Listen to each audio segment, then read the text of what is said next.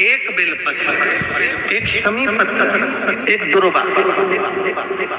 और एक कनेर का पुष्प। आप लोगों ने अगर पूर्व में कथा सुनी हो तो हमने कई बार कथाओं के माध्यम से वर्णन किया। यदि कोई प्रॉपर्टी का झगड़ा चल रहा है, कोई अदालत में पति पत्नी का झगड़ा चल रहा है, भाई भाई का झगड़ा चल रहा है, कोई नातेदार रिश्तेदार के माध्यम से कोई गलत तरीके से किसी ने अगर कोई केस लगा दिया, कोई प्रशासनिक कार्यवाही चल रही है, तो शिव महापुराण में हमने पहले भी वर्णन किया, आज फिर कहते हैं, एक बेलपत्र, एक शमी पत्र, एक दुर्वा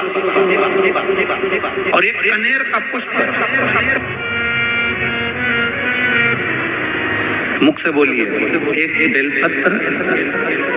एक शमी पत्र, एक दुर्वा, एक कनेर का पुष्प और एक अक्षत आखा। इनको रखकर रंगेश्वर महादेव, कुंदकेश्वर महादेव और चंपेश्वर महादेव, इन तीनों का स्मरण कर कर जब हम बेलपत्री के पेड़ के नीचे मट्टी का ढेला बनाकर, मट्टी का पार्थिव शिवलिंग बनाकर उसी पर ये समर्पित कर देते हैं और उसी शिवलिंग को दीप दिखाने के बाद में उसी शिवलिंग का विसर्जन कर कर ये चढ़ी हुई बेलपत्र, शमी पत्र, दुर्वा, कनेर का पुष्प, अक्षत का दाना, इसको हम लेकर वापिस सजाएं और कैसा भी प्रशासनिक तकलीफ चल रही हो, लगभग 20 दिन इंतजार करना। 21वें और 22वें दिन बाबा चाहेगा तो निर्णय आपके पक्ष में ही आए, ये निश्चित ना। बहुत बहुत ध्यान देंगे, मेरी माताएं बड़े ध्यान से कथा का स्मरण करेंगे। बेलपत्री की जो पीछे का भाग होता है, डंडी का बिल्कुल पीछे का जो भाग है, पीछे का, आपने कहा था बेलपत्र के जो पीछे का भाग होता है, अगर वो अशोक सुंदरी का नाम लेकर हाटकेश्वर महादेव, कौन सा महादेव? हाटकेश्वर महादेव का नाम लेकर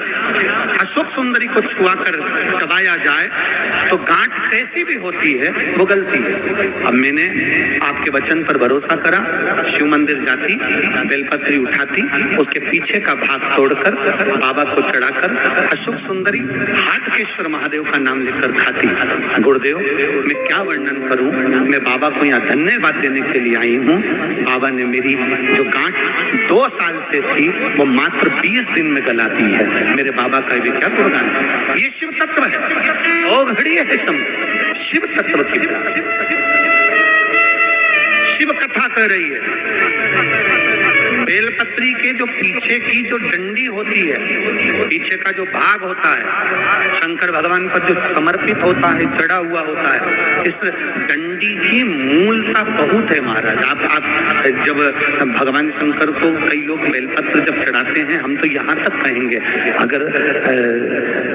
कोई दवाई आप चालू कर रहे हैं ना, कोई औषधि आप खा रहे हैं, कोई रोग आपके हृदय में, कोई शरीर में कोई रोग है, कोई बीमारी है, कोई गठिया है, कोई घुटने का रोग है, घुटना आपको डॉक्टर ने कह दिया बदलना है, तो हम तो कहेंगे आप प्रयास करना कि 2-4 दिन तक मंदिर में जब जाएं तो बेलपत्री भगवान शिव को अलग अलग तरह से, ये डंडी का मुंह अलग अलग तरह से चढ़ाकर हाटकेश्वर महादेव का नाम लेकर कभी इधर की ओर मुख कर कर चढ़ा दो, कभी इधर की ओर मुख कर कर चढ़ा दो, कभी इधर की ओर मुख कर कर चढ़ा दो, कभी किधर की ओर मुख कर कर चढ़ा दो। और बाबा को चढ़ाने के बाद उस बेलपत्री को आप जो पीछे का भाग है उसको तो तोड़कर खाओ, साथ में बेलपत्री को भी खाना प्रारंभ करो। 15-20 दिन खाने के बाद फिर जांच कराओ कि आपको उसको रिजल्ट में अंतर आया कि नहीं आया, आपकी जांचों में अंतर आया कि नहीं।